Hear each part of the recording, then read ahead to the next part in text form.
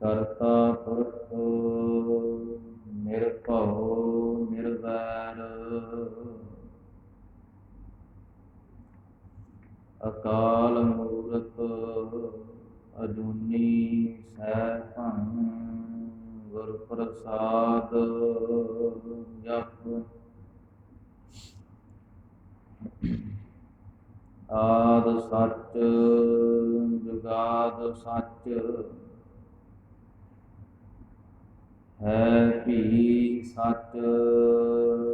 ਨਾਨਕ ਹੋਸੀ ਭੀ ਸੱਚ।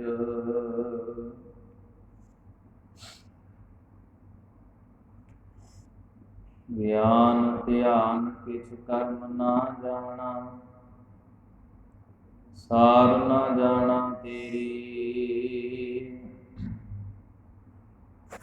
ਸਭ ਤੇ ਵੱਡਾ ਸਤਿਗੁਰ ਨਾਨਕ, ਜਿਨ ਕਲ ਰਾਖੀ ਮੇਰੀ।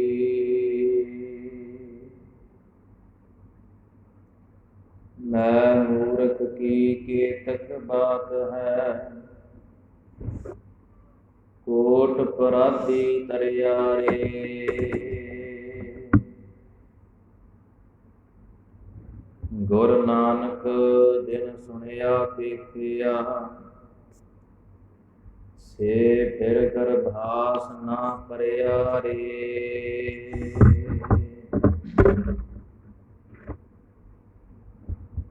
ਮੂਖ ਉਚਰੈ ਸ਼ਾਸਤਰ ਖਟ, ਪਿੰਗ ਗਿਰਨ ਚੜ ਜਾਹੇ। ਅੰਧ ਲਖੈ ਬਦਰੁ ਸੁਨੈ, ਜੋ ਕਾਲ ਕਿਰਪਾ ਕਰਾਏ। ਕਹਾ ਬੁੱਧ ਪ੍ਰਭ ਤੁਛ ਹਮਾਰੀ, ਬਰਮ ਸਕੈ ਮਹਿਮਾ ਜੋ ਤਿਹਾਰੀ। ਹਮ ਨਾ ਸਕਤ ਕਰ ਸਿਖਤ ਤੁਮਾਰੀ, ਆਪ ਲੇਹੋ ਤੁਮ ਕਥਾ ਸੁਧਾਰੀ। ਤੁਮਰੀ ਸਰਣ ਤੁਮਾਰੀ ਆਸਾ, ਤੁਮ ਹੀ ਸੱਜਣ ਸੁਹੇਲੇ। ਰਾਖਹੁ ਰਾਖਣ ਹਾਰ ਦਇ ਅੱਲਾ, ਨਾਨਕ ਘਰ ਕੇ ਗੁਰਲੇ। ਰਾਖਹੁ ਰਾਖਣ ਹਾਰ ਦਇ ਅੱਲਾ, ਨਾਨਕ ਘਰ ਕੇ ਗੁਰਲੇ। ਸਤਿਨਾਮ ਸ੍ਰੀ ਵਾਹਿਗੁਰੂ ਸਾਹਿਬ ਜੀ। ਸਲੋਕ ਮਹੱਲਾ ਪਹਿਲਾ। ਜੇ ਮੋਹਾ ਕਾ ਘਰ ਮੋਹੈ, ਘਰ ਮਹਿ ਪਿਤਰੀ ਦੇ। ਅੱਗੇ ਵਸਤ ਸਿਆਣੀਐ, ਪਿਤਰੀ ਚੋਰ ਕਰੇ। ਜੇ ਮੋਹਾ ਕਾ ਘਰ ਮੋਹੈ, ਘਰ ਮੋਹੈ ਪਿਤਰੀ ਦੇ। ਸਤਿਗੁਰਾਂ ਦੀ ਸਾਜੀ ਨਿਵਾਜੀ ਹੋਈ। ਗੁਰੂ ਖਾਲਸਾ ਸਾਧ ਸੰਗਤ ਜੀ, ਵਾਹਿਗੁਰੂ ਜੀ ਕਾ ਖਾਲਸਾ, ਵਾਹਿਗੁਰੂ ਜੀ ਕੀ ਫਤਿਹ। ਬੜੇ ਵਡਭਾਗੀ ਹਾਂ, ਸਤਿਗੁਰਾਂ ਨੇ ਟੁੱਟ ਕੇ ਅੰਮ੍ਰਿਤ ਦੀ ਦਾਤ ਬਖਸ਼ੀ, ਅੰਮ੍ਰਿਤ ਵੇਲਾ ਬਖਸ਼ਿਆ, ਕਿਰਪਾ ਮਿਹਰਾਮਤ ਕੀਤੀ। ਅੰਮ੍ਰਿਤ ਵੇਲੇ ਪ੍ਰਕਾਸ਼ਮਾਨ ਹੋ ਕੇ ਸਾਨੂੰ ਕਲਯੁਗੀ ਜੀਵਾਂ ਨੂੰ ਖੁੱਲੇ ਦਰਸ਼ਨ ਦਿਦਾਰੇ ਬਖਸ਼ੇ। ਜਿਹੜੇ ਸੀਨੇ ਬਲਦੇ ਸੀ, ਸੜਦੇ ਸੀ, ਉਹਨਾਂ ਨੂੰ ਠਾਰ ਦਿੱਤਾ ਮਹਾਰਾਜ ਸਾਹਿਬ ਜੀ। ਇੰਨੀ ਜ਼ਿਆਦਾ ਕਿਰਪਾ ਮਿਹਰਾਮਤ ਕੀਤੀ। ਵਿਕਾਰਾਂ ਦੇ ਵਿੱਚ ਖਚਤ ਸਾਂ, ਕੁਝ ਨਹੀਂ ਪਤਾ ਲੱਗਦਾ ਸੀ। ਸਤਿਗੁਰਾਂ ਨੇ ਕਿਰਪਾ ਕੀਤੀ, ਦਰਸ਼ਨ ਪਰਸੈ ਗੁਰੂ ਕੈ, ਜਨਮ ਮਰਨ ਦੁਖ ਜਾਇ। ਸਭ ਤੋਂ ਵੱਡਾ ਦੁੱਖ ਸੰਸਾਰ ਆਵਾਗਮਨ ਦਾ ਮੇਲ ਦਿੱਤਾ ਆਪਣੇ ਦਰਸ਼ਨ ਬਖਸ਼ ਕੇ। ਸੋ ਵਡਭਾਗੀ ਹੈ ਗੁਰੂ ਕੀ ਸੰਗਤ, ਜਿਨ੍ਹਾਂ ਨੂੰ ਸਾਧ ਸੰਗਤ ਦਾ, ਗੁਰੂ ਗ੍ਰੰਥ ਸਾਹਿਬ ਜੀ ਦੀ ਹਜ਼ੂਰੀ ਦਾ ਆਨੰਦ ਮਾਣਨਾ ਮਿਲਿਆ।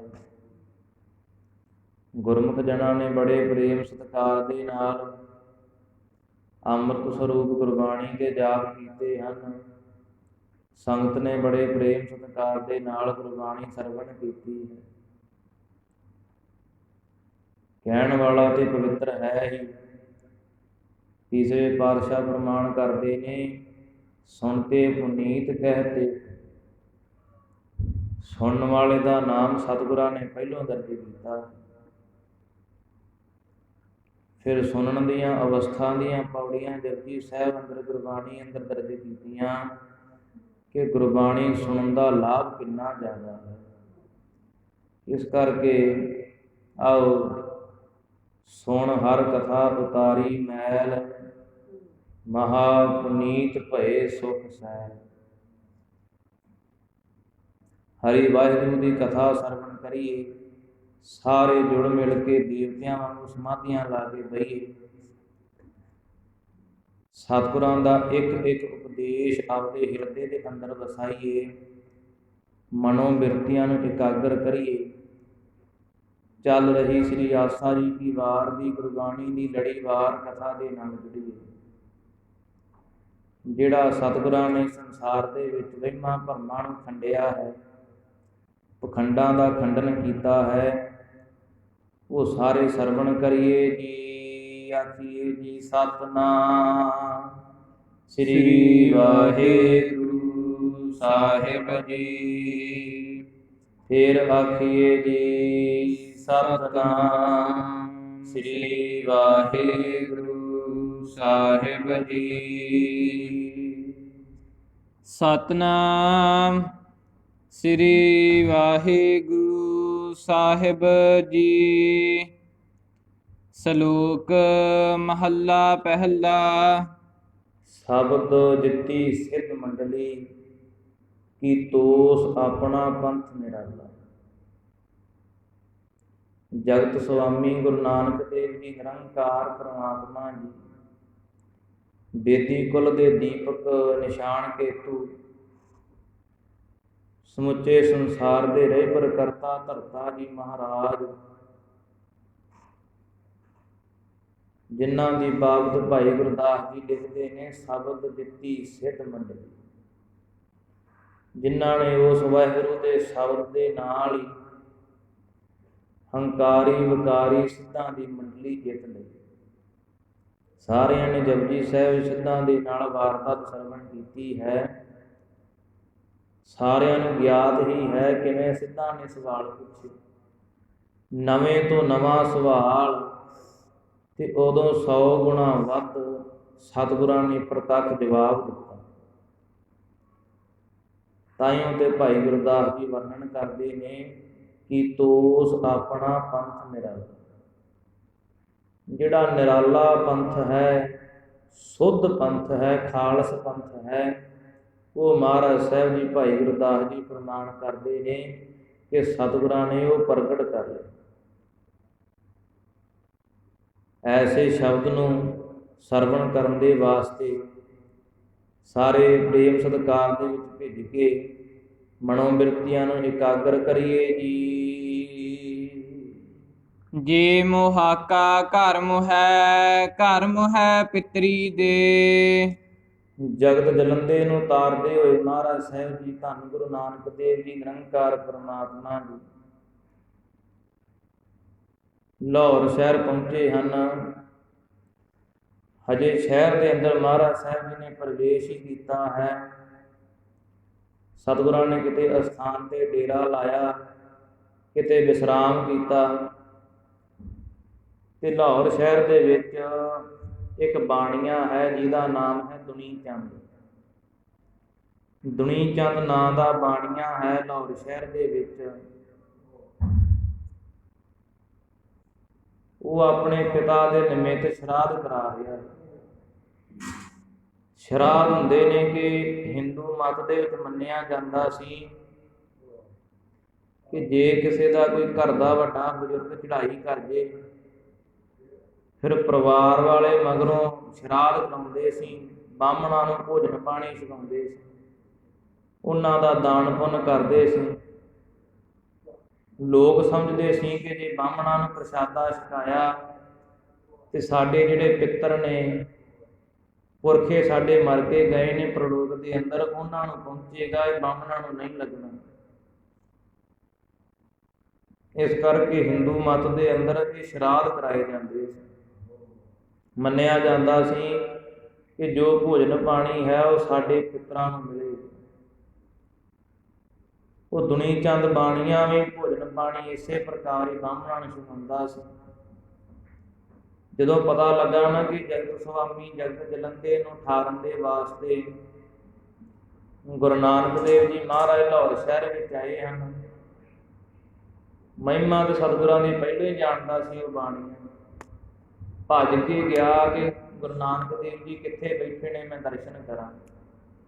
ਜਦੋਂ ਪਤਾ ਲੱਗਾ, ਮਹਾਰਾਜ ਸਾਹਿਬ ਜੀ ਨੇ ਆਪਦੇ ਘਰੇ ਹੀ ਲਿਆ, ਬੜੇ ਸਤਿਕਾਰ ਦੇ ਨਾਲ ਆਸਣ ਢਾ ਕੇ ਦਿੱਤਾ। ਮਹਾਰਾਜ ਸਾਹਿਬ ਜੀ ਨੂੰ ਸੁੰਦਰ ਪਲੰਘ ਦੇ ਉੱਤੇ ਭਾਇਆ, ਬੜਾ ਸਤਿਕਾਰ ਕੀਤਾ। ਮਨ ਦੇ ਵਿੱਚ ਬੜਾ ਚਾਅ ਹੈ ਕਿ ਰੱਬੀ ਫਕੀਰ ਮੇਰੇ ਘਰੇ ਆਏ ਤੇ ਪ੍ਰਸ਼ਾਦਾ ਵੀ ਬਾਹਮਣਾਂ ਨੂੰ ਛਕਾਈ ਜਾਵੇ, ਨਾਲ ਨਾਲ ਸਤਿਗੁਰਾਂ ਦੀ ਸੇਵਾ ਕਰੀ ਜਾਵੇ। ਪਤਾ ਤੇ ਮਹਾਰਾਜ ਸਾਹਿਬ ਜੀ ਨੂੰ ਸਾਰਾ ਕੁਝ ਹੀ ਸੀ, ਪਰ ਸਤਿਗੁਰੂ ਜੀ ਕਹਿੰਦੇ ਕਿ ਦੁਨੀ ਚੰਦਾ ਇਹ ਕੀ ਪ੍ਰਸ਼ਾਦਾ ਛਕਾਉਣਾ ਹੈ, ਕਿਵੇਂ ਛਕਾਉਣਾ ਹੈ। ਬੜੇ ਬ੍ਰਾਹਮਣ ਇਕੱਠੇ ਕੀਤੇ ਨੇ, ਕੀ ਕਾਰਨ? ਕਹਿਣ ਲੱਗਾ ਕਿ ਮਹਾਰਾਜ ਜੀ ਮੈਂ ਆਪਦੇ ਪਿੱਤਰਾਂ ਨੂੰ ਪ੍ਰਸ਼ਾਦਾ ਛਕਾਉਣਾ ਹੈ। ਪਿਛਲੇ ਸਾਲ ਮੇਰੇ ਪਿਤਾ ਜੀ ਚੜ੍ਹਾਈ ਕਰਕੇ ਸੀ, ਮੈਂ ਉਹਨਾਂ ਨੂੰ ਪ੍ਰਸ਼ਾਦਾ ਪਹੁੰਚਾਉਣਾ ਹੈ ਬਾਹਮਣਾਂ ਦੇ ਰਾਹੀਂ। ਮਹਾਰਾਜ ਸਾਹਿਬ ਕਹਿੰਦੇ ਯਾਰਾ ਚੰਗਾ ਪਖੰਡ ਤੇਰਾ, ਇਸ ਪ੍ਰਕਾਰ ਕਿਵੇਂ ਪਹੁੰਚ ਜਾਵੇਗਾ ਪ੍ਰਸ਼ਾਦਾ? ਕੋਈ ਘਰੇ ਬੈਠਾ ਨਾਲ ਦੇ ਪਿੰਡ ਨਹੀਂ ਪ੍ਰਸ਼ਾਦਾ ਦੇ ਸਕਦਾ, ਤੂੰ ਕਹਿੰਦਾ ਮੈਂ ਤੇ ਪਿੱਤਰਾਂ ਨੂੰ ਦੇਣਾ ਜਿਹੜੇ ਮਰ ਚੁੱਕੇ ਨੇ। ਸਤਿਗੁਰੂ ਜੀ ਕਹਿੰਦੇ ਜਾ ਜੰਗਲ ਦੇ ਵਿੱਚ ਜਾ ਕੇ ਵੇਖ, ਤੇਰਾ ਪਿਓ ਦੇ ਹਜੇ ਵੀ ਕਿਸੇ ਜੂਨ ਦੇ ਵਿੱਚ ਭੁੱਖਾ ਮਰ ਰਿਹਾ। 3 ਦਿਨ ਹੋ ਗਏ ਤੇਰੇ ਪਿਓ ਨੇ ਹਜੇ ਪ੍ਰਸ਼ਾਦਾ ਨਹੀਂ ਛਕਿਆ, ਤੂੰ ਇਹਨਾਂ ਬਾਹਮਣਾਂ ਦੇ ਢਿੱਡ ਭਰੀ ਜਾਂਦੇ ਆ। ਮਹਾਰਾਜ ਸਾਹਿਬ ਕਹਿੰਦੇ ਤੈਨੂੰ ਪਤਾ ਤੇਰਾ ਪਿਓ ਭੁੱਖਾ ਕਿ ਨਹੀਂ, ਜਿਹੜਾ ਬਾਹਮਣਾਂ ਨੂੰ ਪ੍ਰਸ਼ਾਦਾ ਛਕਾਇਆ ਪਹੁੰਚਿਆ ਕਿ ਨਹੀਂ? ਕਹਿਣ ਲੱਗਾ ਸਤਿਗੁਰੂ ਜੀ ਆਪ ਜੀ ਤੇ ਕਰਤਾਰ ਹੋ, ਆਪ ਜੀ ਤੇ ਰੱਬੀ ਫਕੀਰ ਹੋ, ਤੁਹਾਨੂੰ ਪਤਾ ਮੈਨੂੰ ਕੀ ਪਤਾ ਹੋਵੇਗਾ, ਕਿਰਪਾ ਮਿਹਰਾਮਤ ਕਰਕੇ ਦੱਸੋ ਕਿ ਮੇਰੇ ਪਿਤਾ ਜੀ ਕਿੱਥੇ ਨੇ। ਮਹਾਰਾਜ ਸਾਹਿਬ ਕਹਿੰਦੇ ਦੱਖਣ ਦਿਸ਼ਾ ਵੱਲ ਚਲ ਜਾ 5 ਕੋਹ ਦੀ ਦੂਰੀ ਤੇ। ਜਦੋਂ ਜੰਗਲ ਦੇ ਵਿੱਚ ਪਹੁੰਚੇਗਾ ਨਾ, ਝਾੜੀਆਂ ਦੇ ਵਿੱਚ ਬਘਿਆੜ ਦੇ ਵਿੱਚ ਪਿਆ ਤੇਰਾ ਤੈਨੂੰ ਪਿਤਾ ਮਿਲੇਗਾ, ਉਹਦੇ ਵਾਸਤੇ ਕੁਝ ਖਾਣ ਪੀਣ ਨੂੰ ਲੈ ਜੀ ਤੇ ਡਰੀ ਨਾ, ਤੇਰਾ ਪਿਓ ਹੀ ਹੋਵੇਗਾ। ਬਘਿਆੜ ਦੀ ਜੂਨ ਵਿੱਚ ਡਰੀ ਨਾ ਕਿਤੇ ਕਿ ਜੰਗਲੀ ਜੀਵ ਕਿਤੇ ਮਾਰੇ ਨਾ। ਸਤਿਗੁਰੂ ਜੀ ਕਹਿੰਦੇ ਤੇਰੇ ਦਰਸ਼ਨ ਕਰਕੇ ਉਹਨੂੰ ਮਨੁੱਖੀ ਦੇਹ ਪ੍ਰਾਪਤ ਹੋ ਜਾਵੇਗੀ, ਦੇਹ ਪਲਟ ਜਾਵੇਗੀ ਉਹਦੀ। ਡਰ ਨਾ ਜਾਈ ਜਾਨਵਰ ਵੇਖ ਕੇ, ਤੇਰਾ ਪਿਓ ਹੀ ਹੋ। ਉਹ ਸਤਿਗੁਰਾਂ ਦਾ ਬਚਨ ਮੰਨ ਕੇ ਤੁਰ ਪਿਆ। ਜਦੋਂ ਉਸੇ ਥਾਂ ਤੇ ਝਾੜੀਆਂ ਦੇ ਵਿੱਚ ਪਹੁੰਚਿਆ, ਇੱਕ ਬਘਿਆੜ ਭੁੱਖ ਦੇ ਨਾਲ ਮਿਲਾਪ ਰਿਹਾ ਹੈ। ਬੜੀ ਭੁੱਖ ਲੱਗੀ ਹੈ, ਸਰੀਰ ਕਮਜ਼ੋਰ ਹੁੰਦਾ ਜਾਂਦਾ ਹੈ, ਕਿਉਂਕਿ ਖਾਣੇ ਪਾਣੀ ਤੋਂ ਬਗੈਰ ਸੰਗਤ ਜੀ ਮਨੁੱਖਾ ਜੀਵਨ ਸਫਲ ਨਹੀਂ। ਜੇ ਮਨੁੱਖਾ ਜੀਵਨ ਜਿਉਣਾ ਹੈ ਫਿਰ ਅੰਨ ਪਾਣੀ ਵੀ ਗ੍ਰਹਿਣ ਕਰਨਾ ਪਵੇਗਾ। ਕੋਈ ਵੀ ਜੂਨ ਹੈ ਉਹਦੇ ਵਿੱਚ ਖਾਣਾ ਪੀਣਾ ਤੇ ਪਵੇਗਾ, ਫਿਰ ਹੀ ਜਿਹੜੀ ਸਰੀਰ ਦੀ ਕਿਰਿਆ ਹੈ ਚੱਲੇਗੀ। ਉਸਨੇ ਆਪਦੇ ਪਿਤਾ ਦੇ ਅੱਗੇ ਡੋਲੂ ਰੱਖ ਦਿੱਤਾ, ਖੀਰ ਲੈ ਕੇ ਗਿਆ ਸੀ ਮਹਾਰਾਜ ਦਾ ਵਚਨ ਮੰਨ ਕੇ। ਤੇ ਜਦੋਂ ਬਘਿਆੜ ਨੇ ਵੇਖਿਆ ਨਾ ਦੁਨੀ ਚੰਦ ਵੱਲ, ਕਹਿੰਦੇ ਉਹਦੀ ਸਤਿਗੁਰਾਂ ਦੀ ਕਿਰਪਾ ਦੇ ਨਾਲ ਦੇਹ ਪਲਟ ਗਈ, ਪ੍ਰਕਾਸ਼ ਦੇ ਨਾਲ ਉਹਦੀ ਮਨੁੱਖਾ ਦੇਹ ਬਣ ਗਈ। ਉਹਨੇ ਆਪਦੇ ਪਿਤਾ ਨੂੰ ਨਮਸਕਾਰ ਕੀਤੀ। ਕਹਿਣ ਲੱਗਾ ਕਿ ਪਿਤਾ ਜੀ, ਤੁਸੀਂ ਤੇ ਧਰਮੀ ਮਨੁੱਖ ਸੀ, ਤੁਸੀਂ ਤੇ ਧਰਮ ਬੜੇ ਕੀਤੇ ਸੀ, ਚੰਗੇ ਕੰਮ ਕੀਤੇ ਸੀ, ਦਾਨ ਪੁੰਨ ਕੀਤਾ ਸੀ, ਪਿਤਰਾਂ ਦੇ ਸ਼ਰਾਧ ਕਰਾਏ ਸੀ, ਕਿਸੇ ਨਾਲ ਕਦੀ ਮਾੜਾ ਨਹੀਂ ਕੀਤਾ, ਤੁਸੀਂ ਜੂਨ ਦੇ ਵਿੱਚ ਕਿਵੇਂ ਪੈ ਗਏ, ਉਹ ਵੀ ਬਘਿਆੜ ਦੀ। ਦੁਨੀ ਚੰਦ ਦਾ ਪਿਓ ਕਹਿਣ ਲੱਗਾ ਕਿ ਜਦੋਂ ਮੇਰਾ ਅੰਤਲਾ ਵੇਲਾ ਸੀ ਨਾ, ਉਦੋਂ ਗਵਾਂਢੀਆਂ ਨੇ ਘਰੇ ਮੱਛੀ ਰਿੰਨੀ ਸੀ, ਤੇ ਅੰਤਲੇ ਵੇਲੇ ਦੀ ਬਾਬਤ ਭਗਤ ਨਾਮਦੇਵ ਪ੍ਰਮਾਣ ਕਰਦੇ ਨੇ। ਭਗਤ ਨਾਮਦੇਵ ਜੀ, ਅੰਤ ਕਾਲ ਜੋ ਲక్ష్ਮੀ ਸਿਮਰੈ, ਐਸੀ ਚਿੰਤਾ ਮਹਿ ਜੀ ਮਰੈ, ਸਰਪ ਜੋਨ ਵਲ ਵਲ।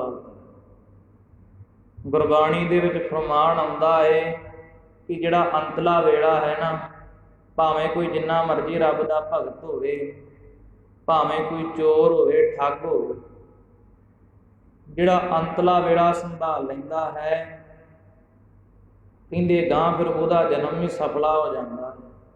ਜਿਹਦੇ ਕੋਲ ਅੰਤਲਾ ਵੇਲਾ ਨਹੀਂ ਨਾ ਸੰਭਾਲਿਆ ਜਾਂਦਾ, ਇੱਕ ਵਾਰੀ ਫਿਰ ਉਹਨੂੰ ਫੁਰਨਾ ਭੋਗਣਾ ਪੈਂਦਾ। ਜਿਵੇਂ ਆਮ ਤੌਰ 'ਤੇ ਸਿਆਣੇ ਕਹਾਵਤ ਪਾਉਂਦੇ ਨੇ ਕਿ ਆਇਆ ਵੇਲਾ ਅੰਤ, ਜੈਸਾ ਮਰ ਗਿਆ ਗਧਾ ਤੈਸਾ ਮਰ ਗਿਆ ਸੰਤ।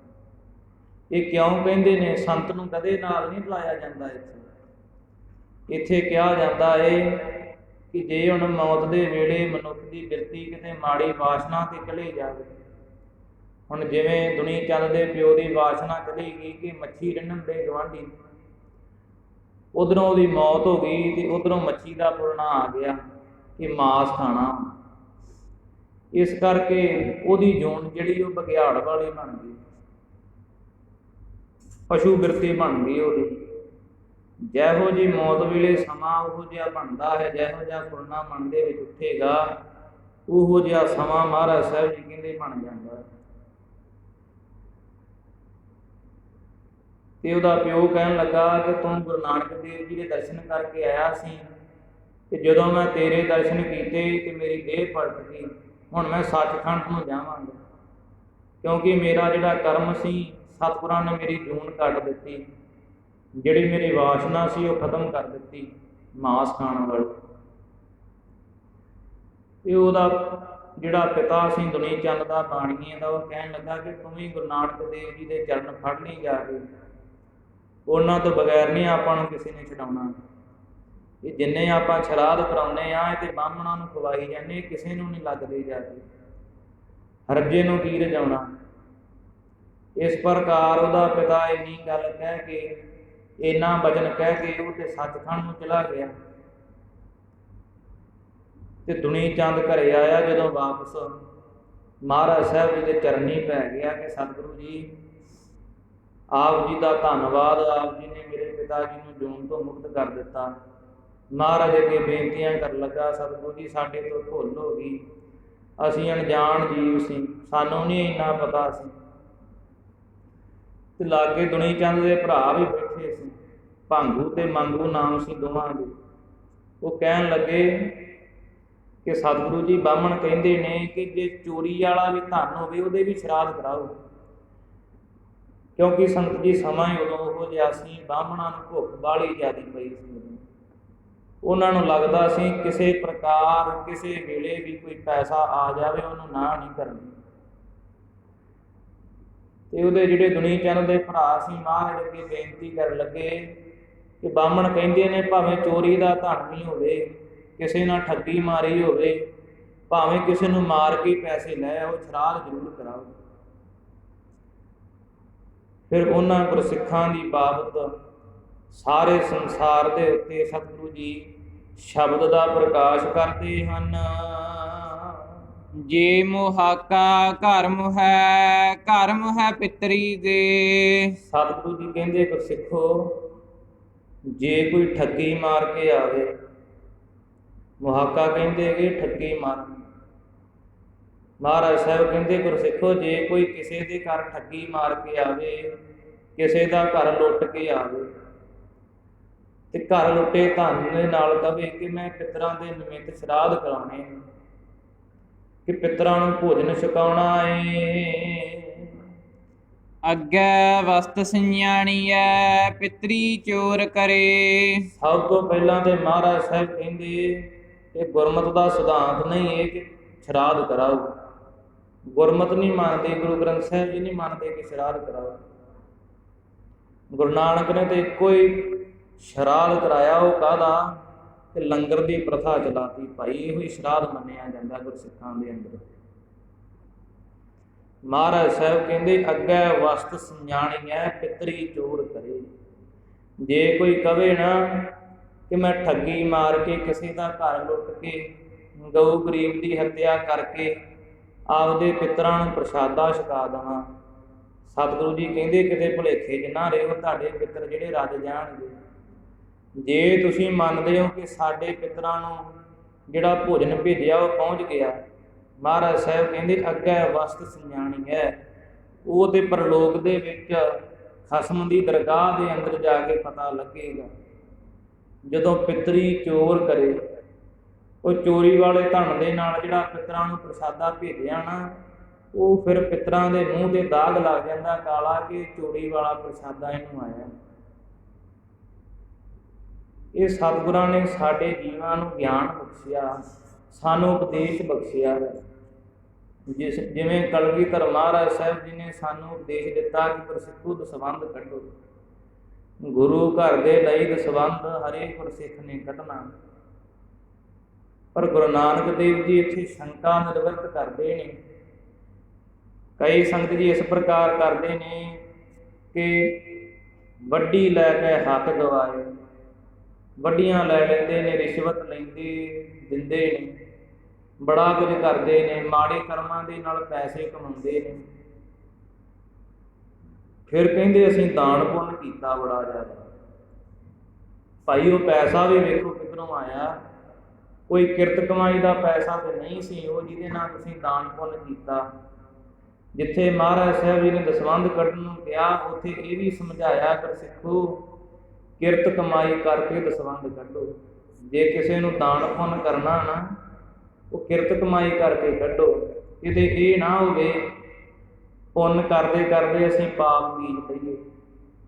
ਜਿਵੇਂ ਕਹਿੰਦੇ ਨਾ ਸੰਗਤ ਜੀ, ਧਾਰਮਿਕ ਅਸਥਾਨ 'ਤੇ ਜਾਣ ਦੇ ਨਾਲ ਜੇ ਕੋਈ 100 ਪੁੰਨ ਕਰੇ ਉਹਨੂੰ 1000 ਗੁਣਾ ਫਲ ਮਿਲਦਾ ਹੈ। ਤੇ ਜੇ ਕੋਈ ਉੱਥੇ ਮਾੜੀ ਬਿਰਤੀ ਰੱਖੇ, ਧੀਆਂ ਭੈਣਾਂ ਵੱਲ ਮਾੜਾ ਵੇਖੇ, ਚੋਰੀ ਠੱਗੀ ਵੱਲ ਧਿਆਨ ਹੋਵੇ ਉਹਦਾ, ਮਹਾਰਾਜ ਸਾਹਿਬ ਕਹਿੰਦੇ ਉਹਨੂੰ 1000 ਗੁਣਾ ਵੱਧ ਪਾਪ ਲੱਗਦਾ ਹੈ ਧਾਰਮਿਕ ਅਸਥਾਨ 'ਤੇ ਜਾ ਕੇ। ਇਸੇ ਪ੍ਰਕਾਰ ਜੇ ਦਾਨ ਕਰਨਾ ਹੈ, ਜੇ ਤੇ ਕਿਰਤ ਵਾਲਾ ਦਾਨ ਹੋਵੇਗਾ, ਜੇ ਚੰਗੇ ਹੱਥਾਂ ਵਾਲੀ ਕਮਾਈ ਹੋਵੇਗੀ, ਫਿਰ ਮਹਾਰਾਜ ਸਾਹਿਬ ਕਹਿੰਦੇ ਉਹ ਦਸਵੰਧ ਜਿਹੜਾ ਖੁੱਲ੍ਹੇਗਾ, ਫਲੇਗਾ। ਪਰ ਜੇ ਪਾਪਾਂ ਵਾਲਾ ਦਸਵੰਧ ਹੋਇਆ, ਫਿਰ ਗੁਰਸਿੱਖੋ ਤੁਸੀਂ ਆਪਦੇ ਪੈਰ 'ਤੇ ਆਪ ਕੁਹਾੜੇ। ਪਾਏ ਕੁਹਾੜਾ ਮਾਰਿਆ ਗਾਫਲ ਆਪਣੇ ਹਾਥ। ਇਹ ਤੇ ਮਹਾਰਾਜ ਸਾਹਿਬ ਕਹਿੰਦੇ ਤੁਸੀਂ ਆਪਣੇ ਆਪ ਨੂੰ ਆਪ ਹੀ ਘਾਟਾ ਪਾਇਆ ਹੈ। ਇਸ ਪ੍ਰਕਾਰ ਕੇ ਕਹਿੰਦੇ ਨੇ ਮਹਾਰਾਜ ਸਾਹਿਬ ਜੀ ਕਿ ਜੇ ਤੁਸੀਂ ਕਹਿੰਦੇ ਚੋਰੀ ਵਾਲਾ ਧਨ ਪਿੱਤਰਾਂ ਨੂੰ ਛਕਾਦਾ, ਮਹਾਰਾਜ ਸਾਹਿਬ ਕਹਿੰਦੇ ਪ੍ਰਲੋਕ ਦੇ ਵਿੱਚ ਪਿੱਤਰ ਵੀ ਫਿਰ ਚੋਰੀ ਜਾਣੇ ਜਾਣਗੇ। ਵੱਡੀਏ ਹੈ ਹੱਥ ਦਲਾਲ ਕੇ ਮੁਫਸੀ ਇਹ ਕਰੇ। ਸਤਿਗੁਰੂ ਜੀ ਕਹਿੰਦੇ ਜਿਹੜੇ ਦੁਨੀ ਚੰਦ ਦੇ ਭਰਾ ਸੀ ਉਹ ਫਿਰ ਪੁੱਛਣ ਲੱਗੇ ਕਿ ਮਹਾਰਾਜ ਸਾਹਿਬ ਜੀ ਬਾਹਮਣ ਕਹਿੰਦੇ ਨੇ ਸਾਨੂੰ ਪ੍ਰਸ਼ਾਦਾ ਛਕਾਓ, ਅਸੀਂ ਤੁਹਾਡੇ ਪਿੱਤਰਾਂ ਨੂੰ ਤਾਰ ਦੇਵਾਂਗੇ। ਸਤਿਗੁਰੂ ਜੀ ਕਹਿੰਦੇ ਵੱਡੀਏ ਹੈ ਹੱਥ ਦਲਾਲ।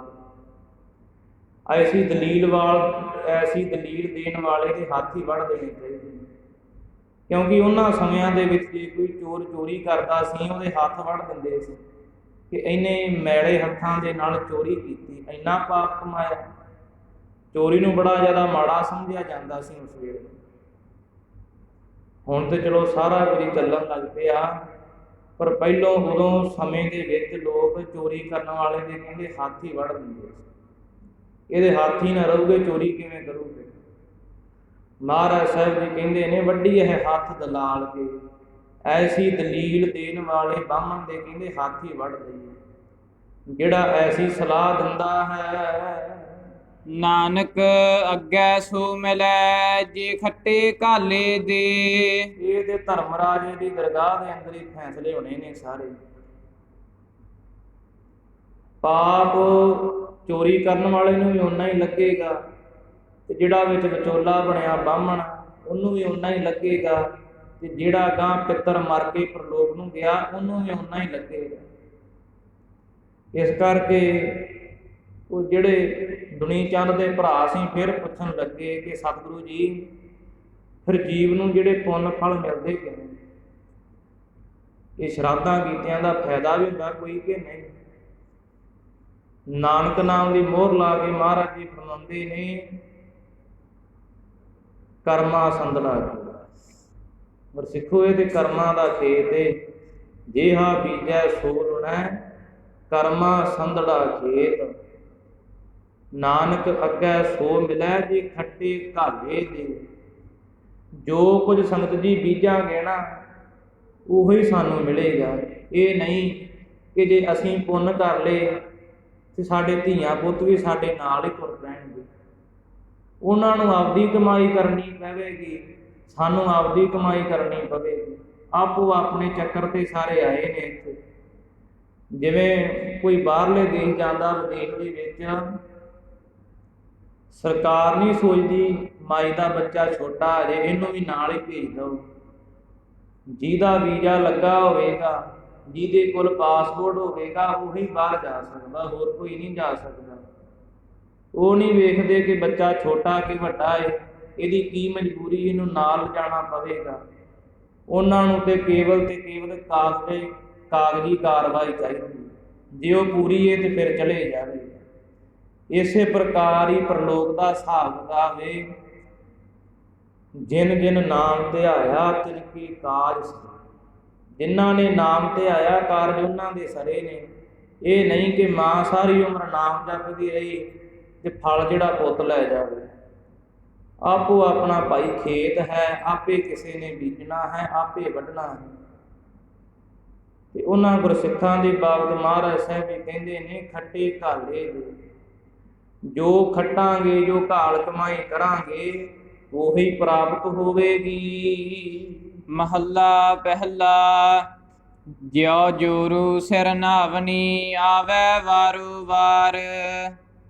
ਸੰਸਾਰ ਨੂੰ ਤਾਰਦੇ ਹੋਏ ਮਹਾਰਾਜ ਸਾਹਿਬ ਜੀ ਗਾਂਹ ਚਲੇ ਗਏ ਗੁਰਸਿੱਖਾਂ ਨੂੰ ਉਪਦੇਸ਼ ਬਖਸ਼ਦੇ ਹੋਏ। ਤੇ ਰਾਸਤੇ ਵਿੱਚ ਕਹਿੰਦੇ ਇੱਕ ਬੰਦਾ ਬੀੜੀ ਲਾ ਰਿਹਾ ਸੀ, ਤੰਬਾਕੂ। ਬੜਾ ਉਸਨੇ ਧੂਆਂ ਧਾਰਾ ਕੀਤਾ, ਬੜਾ ਮੁਸ਼ਕ ਆਵੇ ਉਹਦੇ ਕੋਲੋਂ, ਕਿਉਂਕਿ ਤੰਬਾਕੂ ਦਾ ਮੁਸ਼ਕ ਜਿਹੜਾ ਬੜਾ ਚੰਗਾ ਨਹੀਂ ਹੁੰਦਾ, ਕੋਈ ਬਦਬੂ ਆਉਂਦੀ ਤੰਬਾਕੂ ਪੀਣ ਵਾਲੇ ਦੇ ਕੋਲ। ਤੇ ਭਾਈ ਮਰਦਾਨੇ ਨੇ ਬੜੀ ਅਲਕਤ ਜੀ ਮਨਾਈ ਕਿ ਸਤਿਗੁਰੂ ਜੀ ਇਹ ਜੀਵ ਨੂੰ ਸ਼ਰਮ ਹੀ ਨਹੀਂ ਆਉਂਦੀ, ਕਿੰਨੇ ਲੋਕਾਂ ਦੇ ਵਿੱਚ ਬਹਿ ਕੇ ਹੁੱਕਾ ਪੀਣ ਦਿਆ ਹੈ, ਤੰਬਾਕੂ ਦਾ ਸੇਵਨ ਕਰਦਾ ਹੈ। ਉਹਦੀ ਬਾਬਤ ਸਤਿਗੁਰੂ ਜੀ ਦੱਸਦੇ ਨੇ ਕਿ ਕਿੰਨਾ ਕੁ ਅਪਵਿੱਤਰ ਹੈ, ਇਹ ਮੈਲਾ ਕਿੰਨਾ ਕੁ। ਜਿਉ ਜੋਰੂ ਸਿਰ ਨਾਵਣੀ ਆਵੈ ਵਾਰੋ ਵਾਰ। ਜਿਸ ਪ੍ਰਕਾਰ ਇਸਤਰੀਆਂ ਦੇ ਵਿੱਚ ਰਿਤੂ ਦੀ ਕਿਰਿਆ ਹੁੰਦੀ ਹੈ ਨਾ, ਆਵੈ ਵਾਰੋ ਵਾਰ। ਸਤਿਗੁਰੂ ਜੀ ਕਹਿੰਦੇ ਮਹੀਨੇ ਦੇ ਮਹੀਨੇ ਪ੍ਰਤੀ ਰਜੋ ਗੁਣ ਵਾਰ-ਵਾਰ ਆਉਂਦਾ ਹੈ। ਇਸੇ ਪ੍ਰਕਾਰ ਹੀ ਸਤਿਗੁਰੂ ਜੀ ਕਥਨ ਕਰਦੇ ਨੇ। ਝੂਠੇ ਝੂਠਾ ਮੁਖ ਵਸੈ ਨਿਤ ਨਿਤ ਹੋਏ ਖੁਆਰ। ਕਿ ਉਹ ਜਿਹੜਾ ਝੂਠਾ ਜੀਵ ਏ ਤੇ ਝੂਠਾ ਤੰਬਾਕੂ ਜਿਹੜਾ ਆਪਦੇ ਮੂੰਹ ਨੂੰ ਲਾਉਂਦਾ, ਨਿਤ ਨਿਤ ਹੋਏ ਖੁਆਰ। ਤੇ ਨਿਤ ਹੀ ਰੋਜ਼ ਹੀ ਖੁਆਰ ਹੁੰਦਾ। ਇਹ ਨਹੀਂ ਕਿ ਇੱਕ ਦਿਨ ਤੰਬਾਕੂ ਦਾ ਸੇਵਨ ਕਰ ਲਿਆ ਤੇ ਅਗਲੇ ਦਿਨ ਫਿਰ ਸੋਖਾ ਜੋ ਉਹਨੂੰ। ਜਿਵੇਂ ਸਾਡੇ ਗੁਰਮੁਖ ਜਨ ਕਰਦੇ ਨੇ ਕਿ ਰਾਤੀ ਸ਼ਰਾਬ ਜ਼ਿਆਦਾ ਪੀ ਲੈਂਦੇ ਨੇ ਤੇ ਤੜਕੇ ਹੁੰਦਾ ਸੰਗਰਾਂਦ ਦਾ ਦਿਹਾੜਾ, ਤੜਕੇ ਇਸ਼ਨਾਨ ਕਰਕੇ ਬੜੇ ਪਵਿੱਤਰ ਹੋ ਕੇ ਗੁਰੂ ਘਰ ਆ ਕੇ ਬਹਿ ਜਾਂਦੇ ਨੇ ਕਿ ਅਸੀਂ ਤੇ ਬ੍ਰਹਮ ਗਿਆਨੀ ਭਾਈ 125 ਉਦੋਂ ਥੱਲੇ ਨਹੀਂ। ਪਰ ਮਹਾਰਾਜ ਸਾਹਿਬ ਜੀ ਕਹਿੰਦੇ ਝੂਠੇ ਝੂਠਾ ਮੁਖ ਵਸੈ। ਇਹ ਗੁਰਸਿੱਖੋਗੇ ਤੇ ਇਹ ਨਾ ਭੁੱਲ ਜਿਓ, ਜਿਹੜੀ ਇਸਤਰੀ 4 ਦਿਨ ਬਾਅਦ ਇਸ਼ਨਾਨ ਕਰਕੇ ਪਵਿੱਤਰ ਹੋ ਜਾਂਦੀ ਹੈ, ਪਰ ਜਿਹਨੇ ਇੱਕ ਵਾਰੀ ਤੰਬਾਕੂ ਦਾ ਸੇਵਨ ਕਰ ਲਿਆ ਨਾ ਜਗਤ ਝੂਠ ਦਾ, ਮਹਾਰਾਜ ਸਾਹਿਬ ਕਹਿੰਦੇ ਉਹ ਤੇ ਨਿਤ ਨਿਤ ਹੀ ਜਨਮਾਂ ਜਨਮਾਂਤਰਾਂ ਦੇ ਅੰਦਰ ਵੀ ਖੁਆਰ ਹੀ ਹੋਵੇਗਾ। ਸੂਚੇ ਇਹ ਨਾ ਆਖੀਐ ਹੈ ਬਹਿਣ ਜੇ ਪਿੰਡਾ ਧੋਏ। ਭਾਈ ਮਰਦਾਨਾ ਜੀ ਪੁੱਛਣ ਲੱਗੇ ਕਿ ਸਤਿਗੁਰੂ ਜੀ ਕਈ ਇਸ ਪ੍ਰਕਾਰ ਕਰਦੇ ਨੇ, ਤੰਬਾਕੂ ਦਾ ਸੇਵਨ ਕਰਕੇ ਵਿਸ਼ੇ ਵਿਕਾਰਾਂ ਨੂੰ ਭੋਗ ਕੇ ਜਦੋਂ ਤੜਕੇ ਦਾ ਵੇਲਾ ਹੋਇਆ, ਦਿਨ ਅਗਲਾ ਚੜ੍ਹਿਆ, ਉਦੋਂ ਨਹਾ ਧੋ ਕੇ ਬਹਿ ਜਾਂਦੇ ਨੇ ਚੌਂਕੀ ਦੇ ਅੰਦਰ ਕਿ ਅਸੀਂ ਬੜੇ ਪਵਿੱਤਰ ਹਾਂ। ਮਹਾਰਾਜ ਸਾਹਿਬ ਜੀ ਕਹਿੰਦੇ ਸੂਚੇ ਇਹ ਨਾ ਆਖੀਐ ਹੈ ਬਹਿਨ ਜੇ ਪਿੰਡਾ ਧੋਏ। ਗੁਰਸਿੱਖੋ ਨਹਾਉਣ ਦੇ ਨਾਲ ਨਹੀਂ ਮੁਕਤੀ ਹੋਣੀ। ਹੁਣ ਇੱਥੇ ਇਹ ਨਾ ਕਹਿ ਦੇਣਾ ਸੰਗਤ ਜੀ ਕਿ ਨਹਾਉਣਾ ਮਾੜਾ ਹੈ। ਨਹਾਉਣਾ ਨਹੀਂ ਮਾੜਾ ਭਾਈ। ਕੋਈ ਇੱਕ ਦਿਨ ਨਾ ਨਹਾਵੇ ਨਾ, ਸਾਰੀ ਦੁਨੀਆ ਨੂੰ ਫਟਕਾਰੇਗੀ। ਕਿੰਨੀ ਗੰਦਗੀ ਆਉਂਦੀ ਇਹਦੇ ਵਿੱਚੋਂ, ਬਦਬੂ ਆਉਣ ਲੱਗ ਪੈਂਦੀ ਜੀਵ ਦੇ ਅੰਦਰੋਂ। 10 ਇੰਦਰੀਆਂ ਦੇ ਵਿੱਚੋਂ ਮੈਲ ਸਰਵਣ ਲੱਗ ਪੈਂਦੀ ਹੈ। ਜੇ ਕੋਈ ਕੇਸੀ ਨਾ ਇਸ਼ਨਾਨ ਕਰੇ, ਉਹਦੇ ਕੇਸਾਂ ਦੇ ਅੰਦਰੋਂ ਪਾਗ ਨਿਕਲਣ ਲੱਗ ਪੈਂਦੀ। ਜੇ ਕੋਈ ਦਾਤਨ ਕੁਰਲਾ ਨਾ ਕਰੇ, ਮੂੰਹ ਦੇ ਵਿੱਚੋਂ ਗੰਦਗੀ ਆਉਣ ਲੱਗ ਪੈਂਦੀ। ਸਰੀਰ ਦੀ ਸਫਾਈ ਭਾਈ ਜ਼ਰੂਰ ਕਰਨੀ ਚਾਹੀਦੀ। ਕਲਗੀਧਰ ਮਹਾਰਾਜ ਸਾਹਿਬ ਜੀ ਨੇ ਕਿਹਾ। ਪਰ ਇਹ ਉਪਦੇਸ਼ ਉਹਨਾਂ ਦੀ ਬਾਬਤ ਜਿਹੜੇ ਵਿਕਾਰ ਵੀ ਭੋਗਦੇ ਨੇ ਤੇ ਫਿਰ ਨਹਾ ਧੋ ਕੇ ਕਹਿੰਦੇ ਨੇ ਅਸੀਂ ਪਵਿੱਤਰ ਹੋ ਗਏ, ਉਹਨਾਂ ਦੀ ਬਾਬਤ ਗੁਰਬਾਣੀ ਕਹਿੰਦੀ ਹੈ ਜਲ ਕੈ ਮੱਜਨ ਜੇ ਗਤ ਹੋਵੈ ਨਿਤ ਨਿਤ ਮੇਂਢ ਨਹਾਵੈ। ਕਿ ਗੁਰਸਿੱਖੋ ਕਿਤੇ ਇਹ ਨਾ ਸੋਚ ਲਿਓ ਕਿ ਮਨ ਮੈਲਾ ਹੋਵੇ ਤੇ ਤੀਰਥਾਂ ਦੇ ਇਸ਼ਨਾਨ ਕਰੀ ਜਾਈਏ, ਇਸ਼ਨਾਨ ਨੂੰ ਪਵਿੱਤਰ ਮੰਨੀ ਜਾਈਏ ਕਿ ਜੇ ਨਹਾ ਲਿਆ ਤੇ ਪਾਪ ਉਤਰ ਗਏ। ਮਹਾਰਾਜ ਸਾਹਿਬ ਜੀ ਕਹਿੰਦੇ ਪਾਪ ਤੇ ਨਾਮ ਰੂਪ ਤੀਰਥ ਨਾ ਉਤਰਨੇ। ਜੇ ਨਾਮ ਰੂਪ ਤੀਰਥ ਸਾਡੇ ਪੱਲੇ ਹੈ ਫਿਰ ਹੀ ਪਾਪ ਉਤਰਨਗੇ।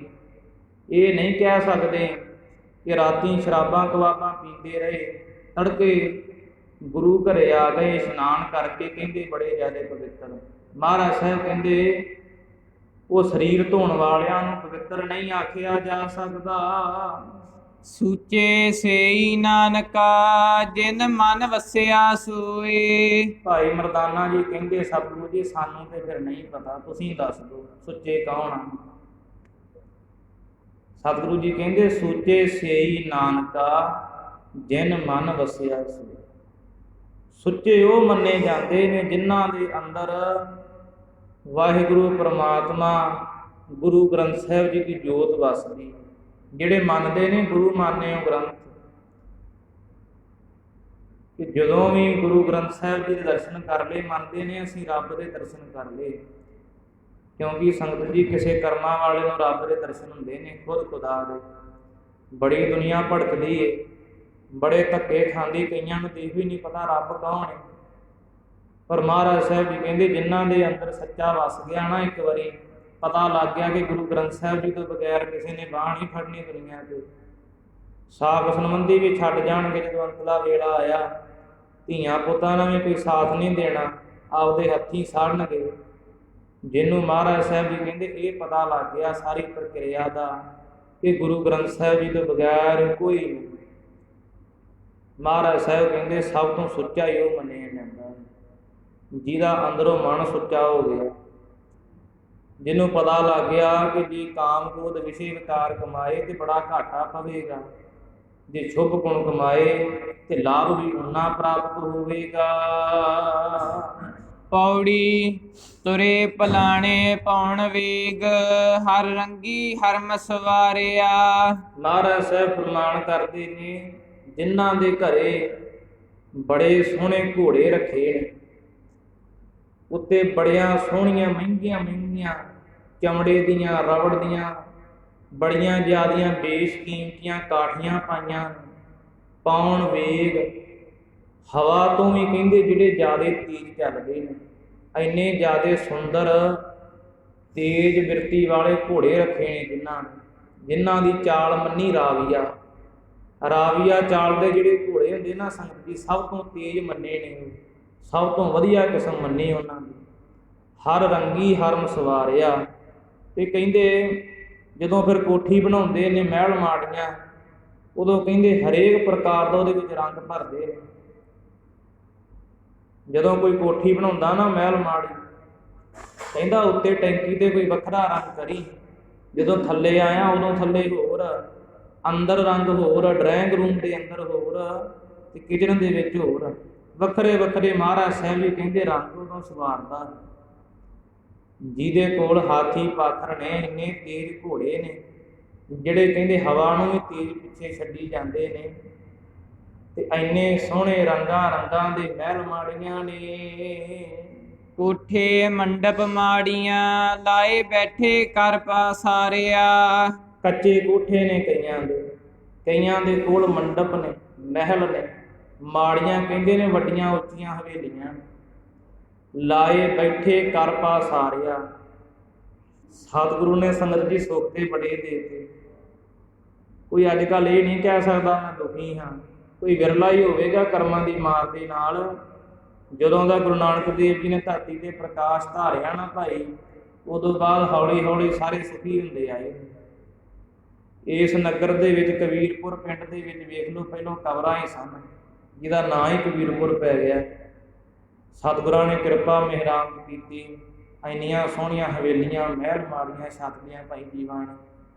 ਜਦੋਂ ਗੁਰੂ ਨਾਨਕ ਨੇ ਇੱਥੇ ਭਾਈ ਇੰਨਾ ਜ਼ਿਆਦਾ ਪ੍ਰਚਾਰ ਕੀਤਾ ਸਿੱਖੀ ਦਾ, ਫਿਰ ਹੀ ਫਰਕ ਪਿਆ ਨਾ। ਪਰ ਮਹਾਰਾਜ ਸਾਹਿਬ ਕਹਿੰਦੇ ਕੱਚੇ ਕੋਠੇ ਨੇ ਕਈਆਂ ਦੇ ਕੋਲ ਮਹਿਲ ਮਾੜੀਆਂ ਨੇ, ਬੜੇ ਸੁੰਦਰ ਘਰ ਬਣਾਏ ਨੇ, ਤੇ ਉਹਨਾਂ ਦੇ ਵਿੱਚ ਪਸਾਰਾ ਕਰਕੇ ਬੈਠੇ ਨੇ ਧੀਆਂ ਪੁੱਤਰਾਂ ਦਾ। ਅੰਦਰ ਬੜੇ ਜ਼ਿਆਦੇ ਪਸਾਰੇ ਕੀਤੇ ਨੇ ਮਹਿਲ ਮਾੜੀਆਂ ਦੇ ਅੰਦਰ। ਕੋਈ ਵਿਸ਼ੇ ਵਿਕਾਰ ਕਮਾਉਂਦਾ ਏ, ਕਈ ਧੀਆਂ ਪੁੱਤਰਾਂ ਦੇ ਵਿੱਚ ਲੱਗਾ ਹੈ। ਚੀਜ਼ ਕਰਨ ਮਨ ਭਾਵਦੇ, ਹਰ ਹਰ ਬੁੱਝਣ ਨਾਹੀ ਹਾਰਿਆ।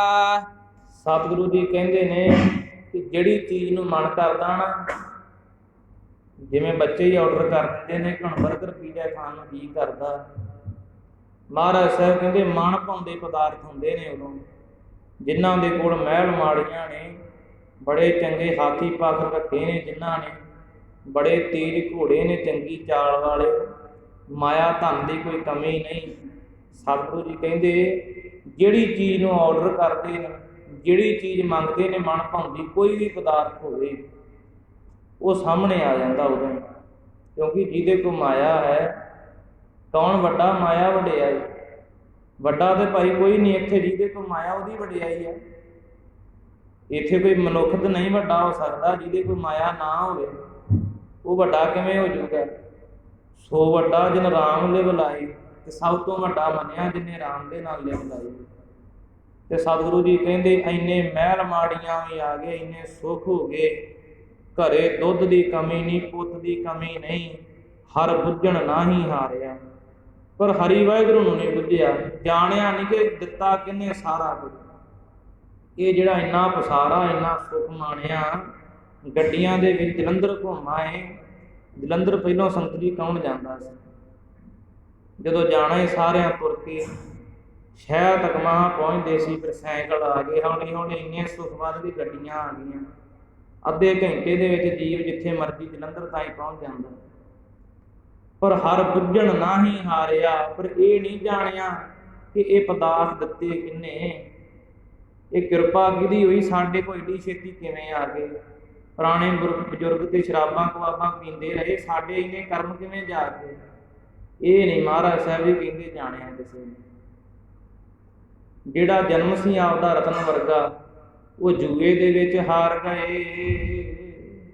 ਕਰ ਫਰਮਾਇਸ਼ ਖਾਇਆ, ਵੇਖ ਮਹਿਲਤ ਮਰਨ ਵਿਸਾਰਿਆ।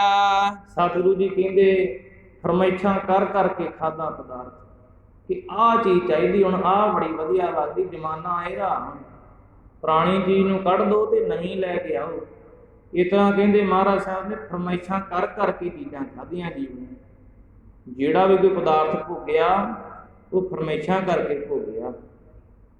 ਵੇਖ ਮਹਿਲਤ ਮਰਨ ਵਿਸਾਰਿਆ। ਇੰਨੇ ਸੋਹਣੇ ਮਹਿਲ ਮਾੜੀਆਂ ਵੇਖ ਕੇ, ਘਰੇ ਬਾਲ ਬੱਚਿਆਂ ਨੂੰ ਵੇਖ ਕੇ, ਇਸਤਰੀ ਦਾ ਮੋਹ ਪਿਆਰ ਵੇਖ ਕੇ, ਸਤਿਗੁਰੂ ਜੀ ਕਹਿੰਦੇ ਜੀਵ ਨੇ ਮਰਨ ਹੀ ਵਿਸਾਰਤਾ। ਇਹ ਚੇਤਾ ਭੁੱਲ ਗਿਆ ਇੱਕ ਦਿਨ ਮਰਨਾ ਵੀ ਭਾਈ, ਮਰ ਕੇ ਕਿੱਥੇ ਜਾਵਾਂਗੇ। ਇੱਥੇ ਤੇ ਵੱਧ ਤੋਂ ਵੱਧ 100 ਸਾਲ ਜੀ ਲਾਂਗੇ, ਫਿਰ ਕਿੱਥੇ ਜਾਵਾਂਗੇ। ਇਹ ਭੁੱਲ ਹੀ ਗਿਆ ਸਾਰਿਆਂ ਨੂੰ, ਕਿਸੇ ਨੂੰ ਨਹੀਂ ਚੇਤਾ ਕਿ ਅਸੀਂ ਮਰਨਾ ਵੀ ਇੱਕ ਦਿਨ। ਸਾਰਿਆਂ ਨੂੰ ਭੁੱਲ ਗਿਆ। ਇਹੋ ਹੀ ਸੱਚ ਜਾਣਦੇ ਨੇ ਕਿ ਜਿਉਣਾ ਸੱਚ ਹੈ ਤੇ ਮਰਨਾ ਝੂਠ। ਸਾਰਿਆਂ ਦੀ ਇਹੋ ਹੀ ਬਿਰਤੀ ਬਣੀ ਫਿਰਦੀ। ਮਹਾਰਾਜ ਜੀ ਕਹਿੰਦੇ ਇਹ ਨਹੀਂ ਕਿਸੇ ਨੇ ਜਾਣਿਆ ਕਿ ਮਰਨਾ ਸੱਚ ਹੈ। ਜਰ ਆਈ ਜੋਬਨ ਹਾਰਿਆ।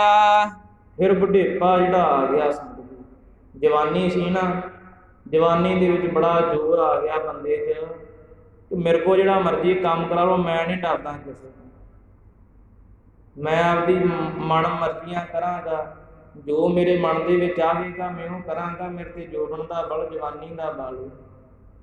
ਪਰ ਸਤਿਗੁਰੂ ਜੀ ਕਹਿੰਦੇ ਜਦੋਂ ਜਰ ਆਈ ਨਾ, ਬੁਢੇਪਾ ਆ ਗਿਆ, ਜਵਾਨੀ ਹਾਰ ਗਈ। ਉਹ ਬਜ਼ੁਰਗ ਬੈਠੇ ਨੇ, ਉਹਨਾਂ ਨੂੰ ਭਾਈ ਪੁੱਛ ਲਓ ਜਦੋਂ ਬੁਢੇਪਾ ਆਉਂਦਾ ਕਿਹੜੇ ਕਿਹੜੇ ਦੁੱਖ ਲੱਗਦੇ ਨੇ। ਉਦੋਂ ਕੰਨਾਂ ਤੋਂ ਸੁਣਨਾ ਘੱਟ ਹੋ ਜਾਂਦਾ, ਅੱਖਾਂ ਤੋਂ ਘੱਟ ਦਿਸਦਾ ਏ, ਮੂੰਹ ਤੋਂ ਜ਼ਿਆਦਾ ਚਿਰ ਬੋਲਿਆ ਨਹੀਂ ਜਾਂਦਾ, ਜ਼ਿਆਦਾ ਪਦਾਰਥ ਛਕ ਲੈਣ ਤੇ ਬਿਮਾਰ ਹੋ ਜਾਂਦੇ ਨੇ, ਕੋਈ ਘਿਓ ਦੁੱਧ ਛੇਤੀ ਪਚਾ ਨਹੀਂ ਸਕਦੇ। ਤੇ ਸਤਿਗੁਰੂ ਜੀ ਕਹਿੰਦੇ ਜਿੰਨੇ ਮਰਨਾ ਹੀ ਵਸਾਰ ਦਿੱਤਾ, ਉਹ ਬੁਢੇਪੇ ਦੇ ਵਿੱਚ ਫਿਰ ਕੀ ਕਰੂ ਭਾਈ, ਜਦੋਂ ਜਵਾਨੀ ਦੇ ਵਿੱਚ ਕੋਈ ਕਰਮ ਹੀ ਨਹੀਂ ਕਮਾਇਆ ਐਸਾ। ਪੁਰਾਣੇ ਸ਼ਾਸਤਰਾਂ ਦੇ ਵਿੱਚ ਬਚਨ ਆਉਂਦਾ ਹੈ, ਭਵ ਸਾਗਰ ਕੇ ਤਰਨ ਕੋ ਤਰਨ ਅਵਸਥਾ ਆਹੇ। ਜੇ ਸੰਸਾਰ ਸਮੁੰਦਰ ਤੋਂ ਤਰਨਾ ਹੈ ਨਾ, ਫਿਰ ਜਵਾਨੀ ਇੱਕ ਐਸਾ ਲੈਵਲ ਹੈ, ਐਸਾ ਪੜਾਅ ਹੈ ਜਵਾਨੀ, ਜਿਹਦੇ ਵਿੱਚ ਜੀਵ ਉੱਦਮ ਕਰ ਸਕਦਾ। ਬੁਢੇਪੇ ਦੇ ਵਿੱਚ ਗੁਰੂ ਘਰ ਨਹੀਂ ਭਾਈ ਛੇਤੀ ਆਇਆ ਜਾਂਦਾ। ਮਹਾਰਾਜ ਸਾਹਿਬ ਜੀ ਦੀ ਕਿਰਪਾ ਕਰ ਦੇਣ, ਫਿਰ ਗੁਰਮੁਖ ਬੁੱਢੇ ਕਦੇ ਨਾਹੀਂ ਜਿਨ੍ਹਾਂ ਅੰਦਰ ਸੁਰਤ ਗਿਆਨ। ਉਹ ਫਿਰ ਗੁਰਮੁਖ ਜਨ ਬੁੱਢੇ ਨਹੀਂ ਹੁੰਦੇ। ਬਾਬਾ ਬੁੱਢਾ ਸਾਹਿਬ ਜੀ ਕਿਤੇ ਬੁੱਢੇ ਸਨ ਭਾਈ, ਇੰਨੀ ਜ਼ਿਆਦੀ ਆਯੂ ਹੋ ਗਈ, ਪਰ ਐਨ ਤਿਆਰ ਬਰ ਤਿਆਰ ਰਹੇ ਜਿਵੇਂ ਕੋਈ ਜਵਾਨੀ ਚੜਿਆ ਹੋਵੇ। ਪਰ ਸਤਿਗੁਰੂ ਜੀ ਗੱਲ ਉਹਨਾਂ ਦੀ ਕਰਦੇ ਨੇ ਜਿਨ੍ਹਾਂ ਨੇ ਆਪਦੀ ਜਵਾਨੀ ਹਾਰ ਲਈ। ਜਵਾਨੀ ਹਾਰਨ ਦਾ ਮਤਲਬ ਇਹ ਕਿ ਰੱਬ ਦਾ ਨਾਂ ਨਹੀਂ ਚੇਤੇ ਕੀਤਾ ਆਪਦੀ ਜਵਾਨੀ ਦੇ ਅੰਦਰ, ਮਾੜੀਆਂ ਖੁਰਾਕਾਂ ਖਾਧੀਆਂ, ਨਸ਼ਿਆਂ ਦੇ ਵਿੱਚ ਪੈ ਗਏ, ਤੰਬਾਕੂ ਦਾ ਸੇਵਨ ਕਰਨ ਲੱਗ ਪਏ, ਸ਼ਰਾਬਾਂ ਕਬਾਬਾਂ ਦੇ ਵਿੱਚ ਪੈ ਗਏ। ਉਦੋਂ ਤੇ ਯਾਰਾਂ ਬੇਲੀਆਂ ਦੇ ਨਾਲ ਰਲ ਕੇ ਸੋਚਿਆ ਕੋਈ ਨਹੀਂ ਚੱਲ, ਮਾਂ ਪਿਓ ਨੇ ਵੀ ਸੋਚਿਆ ਕੋਈ ਨਹੀਂ, ਪੋਤੇ ਇੱਕੋ ਇੱਕ ਪੋਤਾ ਹੈ, ਕੋਈ ਨਹੀਂ ਜਾਣ ਦਿਓ ਜਿੱਧਰ ਜਾਣਾ, ਐਸ਼ ਕਰ ਲੈਣ ਦਿਓ। ਪਰ ਸਤਿਗੁਰੂ ਜੀ ਕਹਿੰਦੇ ਜਦੋਂ ਜੋਬਨ ਹੀ ਹਾਰ ਗਿਆ, ਜਦੋਂ ਜੀਵ ਦੀ ਜਵਾਨੀ ਹਾਰ ਹੀ ਗਈ, ਜਿਹਦੀ ਜਵਾਨੀ ਹਾਰ ਗਈ ਉਹਦਾ ਭਾਈ ਬੁਢੇਪਾ ਕੀ ਕਰੇਗਾ। ਜਿਨ੍ਹੇ ਆਪਦੀ ਜਵਾਨੀ ਜਿੱਤ ਲਈ, ਫਿਰ ਉਹਨਾਂ ਦੀ ਬਾਬਤ ਕਹਿੰਦੇ ਨੇ ਗੁਰਮੁਖ ਬੁੱਢੇ ਕਦੇ ਨਾ। ਉਹ ਗੁਰਮੁਖ ਜਨ ਕਦੇ ਬੁੱਢੇ ਨਹੀਂ ਹੁੰਦੇ। ਇਸ ਕਰਕੇ ਸੰਗਤ ਜੀ, ਜਵਾਨੀ ਇੱਕ ਸਮਾਂ ਇਹੋ ਜਿਹਾ ਹੈ, ਜਿਨ੍ਹਾਂ ਦੀ ਲੰਘ ਗਈ ਉਹਨਾਂ ਨੂੰ ਪਤਾ ਹੈ, ਜਿਨ੍ਹਾਂ ਤੇ ਆਈ ਉਹ ਅੰਨੇ ਹੋਏ ਫਿਰਦੇ ਨੇ ਹੁਣ, ਤੇ ਜਿਨ੍ਹਾਂ ਤੇ ਆਉਣੀ ਹੈ ਉਹਨਾਂ ਨੂੰ ਅਜੇ ਇੰਨੀ ਚੀਜ਼ ਦਾ ਗਿਆਨ ਨਹੀਂ। ਪਰ ਗੁਰੂ ਗ੍ਰੰਥ ਸਾਹਿਬ ਜੀ ਸਾਰਿਆਂ ਨੂੰ ਪ੍ਰਮਾਣ ਕਰਦੇ ਨੇ ਭਾਈ, ਜਦੋਂ ਜੋਬਨ ਹਾਰ ਗਿਆ, ਬੁਢੇਪਾ ਆ ਗਿਆ ਨਾ, ਉਦੋਂ ਅਗਲਾ ਸਮਾਂ ਅੰਤ ਹੈ, ਉਦੋਂ ਗਾਂਹ ਨਹੀਂ ਕੋਈ ਪੜਾਅ ਆਉਣਾ। ਤਿੰਨ ਅਵਸਥਾਵਾਂ ਮੰਨੀਆਂ ਨੇ, ਬਾਲ ਜਵਾਨੀ ਜਾਂ ਬਿਰਧ ਹੋਣਾ, ਤੀਨ ਅਵਸਥਾ ਜਾਣ। ਨਾਵੇਂ ਪਾਤਸ਼ਾਹ ਜੀ ਪ੍ਰਮਾਣ ਕਰਦੇ ਨੇ ਕਿ ਤਿੰਨ ਅਵਸਥਾ ਨੇ। ਬਚਪਨ ਦੇ ਵਿੱਚ ਇੰਨਾ ਗਿਆਨ ਨਹੀਂ, ਜੇ ਮਹਾਰਾਜ ਕਿਰਪਾ ਕਰ ਦੇਣ ਤੇ ਵੱਖਰੀ ਗੱਲ ਹੈ, ਪਰ ਆਮ ਤੌਰ 'ਤੇ ਬੱਚਿਆਂ ਨੂੰ ਗਿਆਨ ਨਹੀਂ ਹੁੰਦਾ ਕਿ ਕਿੱਧਰ ਜਾਣਾ, ਕਿੱਧਰ ਲੱਗਣਾ, ਕਿਹੜੀ ਚੀਜ਼ ਖਾਣੀ, ਕਿਹੜੀ ਨਹੀਂ। ਜਵਾਨੀ ਆਈ ਵਿਸ਼ੇ ਵਿਕਾਰ ਭੋਗ ਲਏ, ਬੁਢੇਪੇ ਦੇ ਵਿੱਚ ਮਾੜੀ ਜੀ ਸੁਰਤ ਆਈ ਕਿ ਨਾਮ ਹੀ ਜਪ ਲਈਏ, ਉਦੋਂ ਕਹਿੰਦੇ ਜਪਿਆ ਨਹੀਂ ਗਿਆ।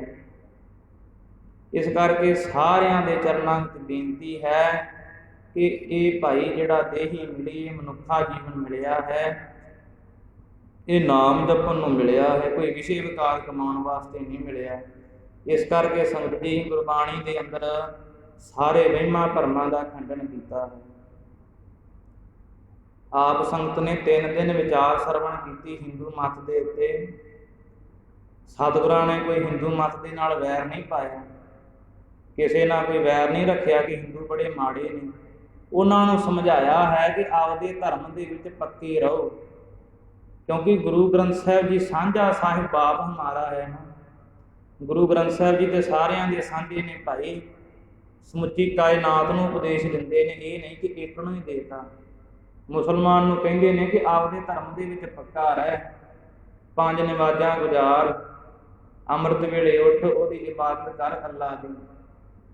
ਹਿੰਦੂ ਨੂੰ ਕਹਿੰਦੇ ਨੇ ਕਿ ਭਾਈ ਆਪਦੇ ਧਰਮ ਦੇ ਵਿੱਚ ਪੱਕਾ ਰਹਿ, ਕਿਤੇ ਇਹ ਨਾ ਹੋਵੇ ਤੂੰ ਹੋਵੇਂ ਹਿੰਦੂ